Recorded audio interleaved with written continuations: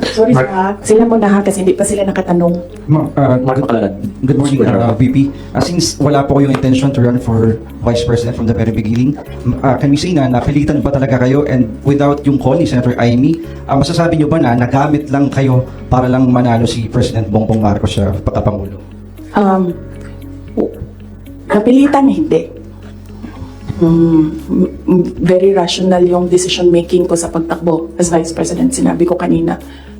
Ganun din ginawa ko. Nilista ko yung positive, nilista ko yung negative. Nandun yung positive, sinabihan ko yung pamilya ko, tell me the negatives. So, ano yung isang tanong? Nagamit. Yes, clear naman yun. Tinanong ko, bakit ako?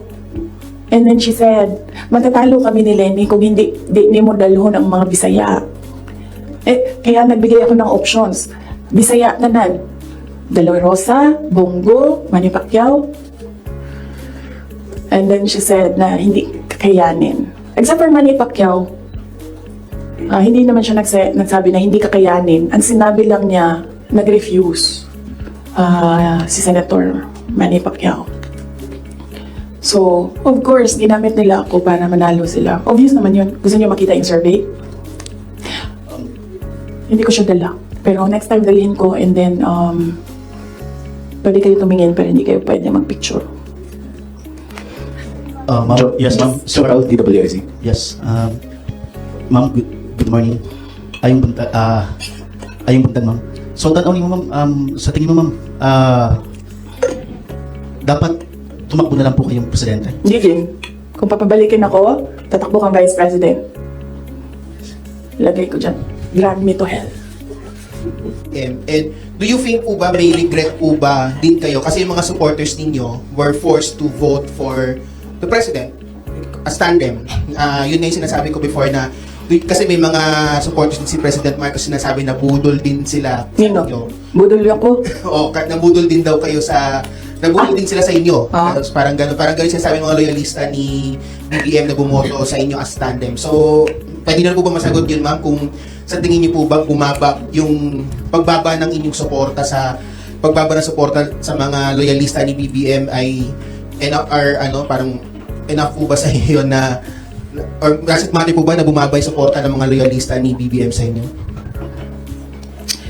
Hindi ko alam kung ano yung nire-refer nila na nabudol ko sila. Hiningi nila sa akin yung kampanya ko, binigay ko sa kanila, nanalo sila. So, saan na ng budol? Nung tumulong ako sa administration, ang DepEd was, top 3? The morale of the teachers were so high na they were happy maghirap na magturo. Rain or shine doon sa mga classrooms. So, saan ka ng budol? Sa akin ba yon kung number 3 ang DepEd? Ako ba ang presidente? Hindi. Sa kanya yon. Cabinet member lang ako. Ang huli is yung taong bayan. Okay? So, pwede ba, pag nakita niyo siya, sabihan niyo siya, alam niyo, don't ever mention her name or say na I was deceived by her, ganyan. Para hindi tayo nagganito ba? Ayoko yung pag-usapan, yung mga ganito na bagay. So, sabihin niyo sa kanilang lahat, huwag niyo na lang banggitin yung pangalan niya kasi pag binanggit niyo yung pangalan niya, lalabas yung drag me to hell press con. Pwede naman sana tumahimik na lang, no? O bakit kailangan mo pa sabihin na, nabudol niya ako.